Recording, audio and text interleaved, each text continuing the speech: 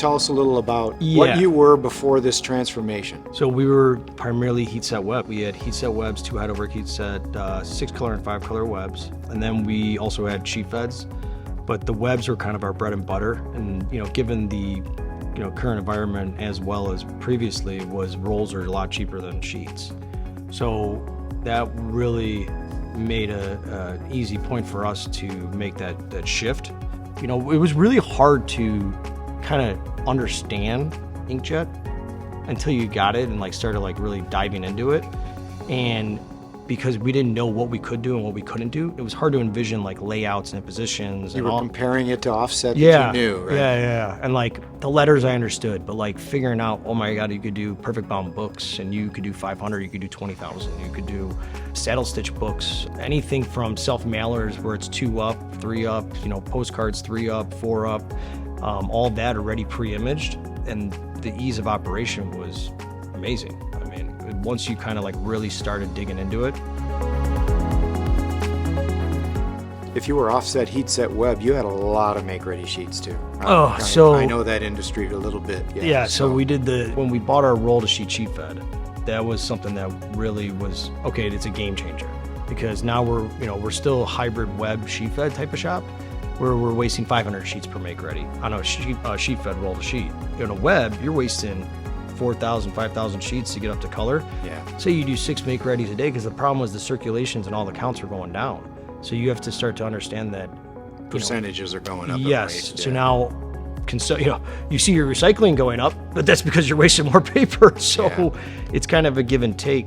Papers, that's half to almost 75% of the job right now. I mean, that's just big, especially when you're running a lot of cardstock. It accounts for a lot. Yeah. I mean, I get mad now that we're wasting 160 feet going through the folders or through the presses, but because it takes time to warm up. Now I can't even fathom that we're wasting 5,000 sheets before. Yeah, it's such a spectacular change. Oh, yeah.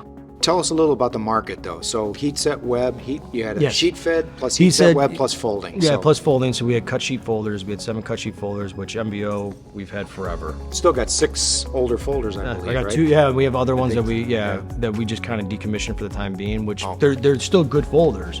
It's just we didn't have the space nor the necessity for them right now. And that was all that offset sheet fed. So when we started to look at what's our core competency was a lot of self mailers, but we never mailed. So we went from heat set where we would print 2 sheets, roll a sheet, and then we would take them 2 up, 3 up, whatever, and then we would cut them, send them to a mailer. Guillotine cut them, and then we would send them to a mailer. They would fold and glue them, and then image them. So and you're touching them 4 times when just what you said was 4 and touches. Controlling the schedules. A lot of it was it'd take 4 weeks. We needed 2 weeks. A mailer needed 2 weeks, and we had great partners. I mean, amazing. But at the same time, it was whatever you can bring in house, you have to or you try to. And it was kind of that point in time where we knew that we had to make a change, especially with the heat set webs. It was hard to find people to maintain them, parts, everything, run them.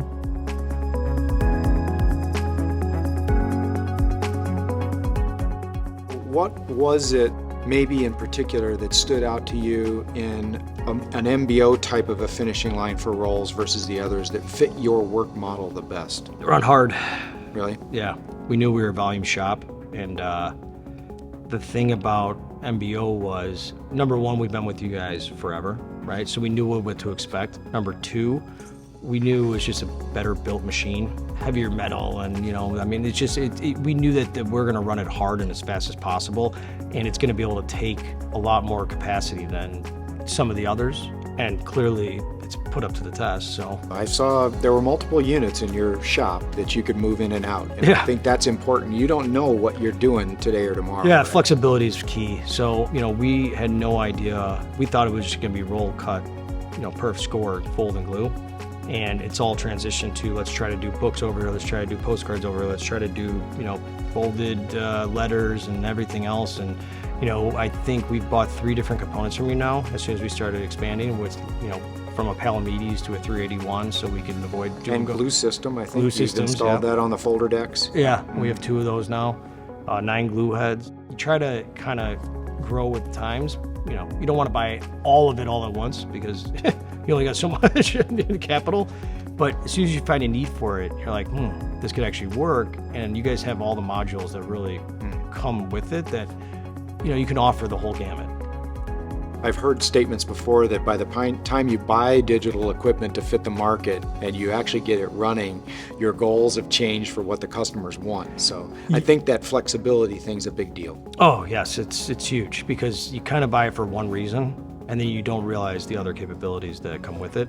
You know, you could audible on the fly. If you want to switch a roll, I mean, we've had to break into jobs before on the web and it would take 2 hours. Now on inkjet, you know, worst case scenario, you change a role, change a profile, put it on the folder. Most of that's all programmed and saved. Boom. I mean, you could really get, you know, if in mail, you can get a few 100,000 pieces out pretty quickly.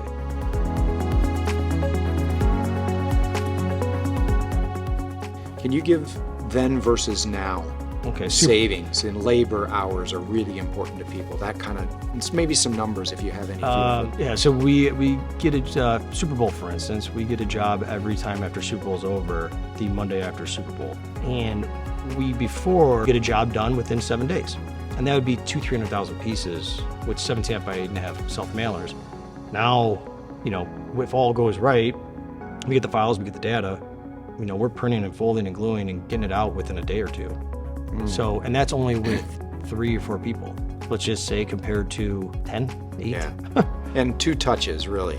So you got plate, print, cut, fold, glue, image. Image, yeah. And now it's roll to roll print, roll to finish, out the door. All done one stop.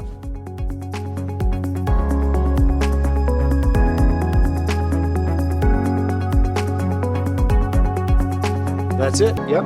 Great, you guys thank you, very sir. much.